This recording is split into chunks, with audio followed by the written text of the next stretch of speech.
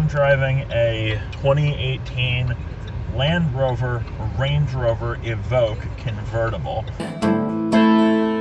How could it come to this? Which is a car that I truly was shocked to find out exists. So the first thing I'm saying is, holy shit, these brakes are touchy. And let's hit it. And there.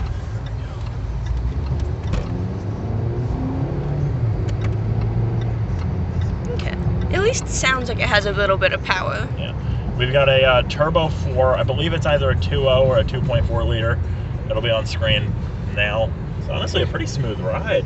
I've never been in a Land Rover before, like as a passenger or a driver.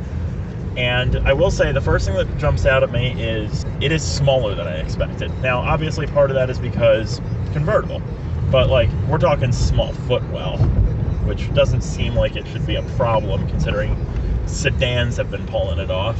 Yeah. How can't this? Now we'll be putting the top down soon. Sadly. Yes, it is like 20 degrees outside. But hey, the manual says not to do it below 14, so I think we're good. Now, all of this driving has been in just regular drive mode. There is a sport mode, and we will engage that.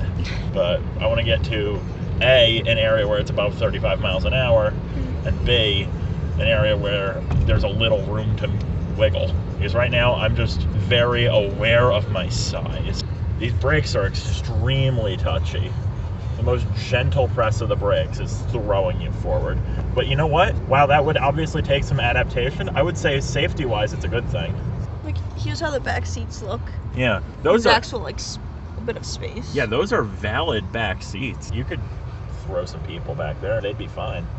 It wouldn't be ideal for a convertible. Those are good. So, haven't really gotten to do much in the way of turns or even good pulls, but I will say we're on some bad roads. And this Land Rover is doing a pretty good job of absorbing a lot of it.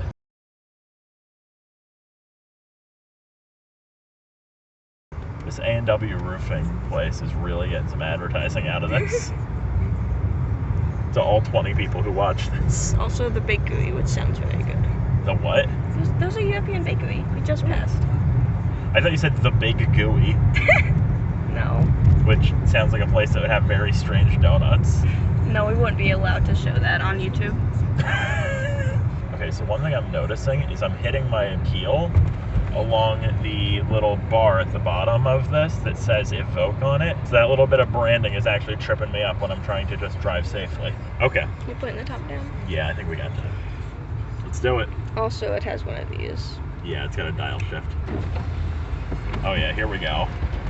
Time to freeze to death. God, I hate it.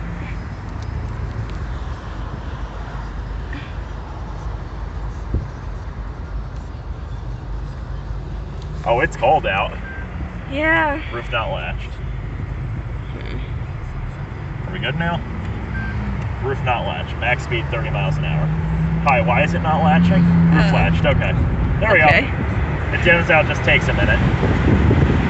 Oh, this is actually pretty cool. Cold. Oh, there's water. Yeah. This thing actually has got a lot more grunt than I expected for a 4. Oh man, I gotta be honest, it's very cold out, but oh, this is actually pretty cool. Oh, I was not prepared to like a Land Rover this much. Cool, we're at a stop sign. Can you put it up? Can you put the top back up? Yes. Jeez, it's cold.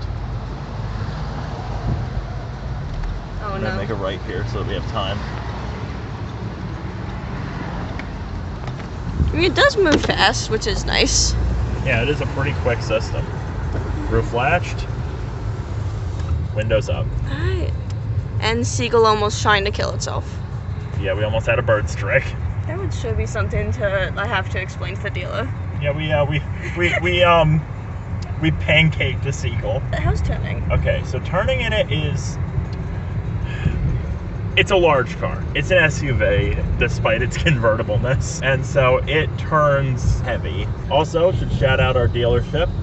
So this was lent to us very graciously by JS Auto House in Trenton, who encouraged us to take as much time as we need, and who also inexplicably has a Toyota Mirai.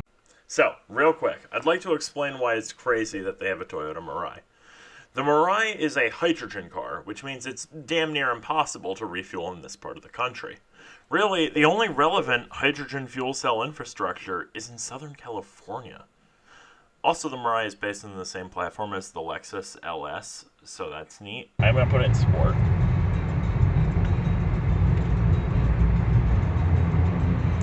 Hello. Well, one thing I'm noticing for certain is that immediately changes the throttle dynamics. Like, the throttle is even more responsive now, and it was already pretty fucking responsive. This is a lot easier to pilot than like a Navigator or something, which, yeah, it's a hot take of the year.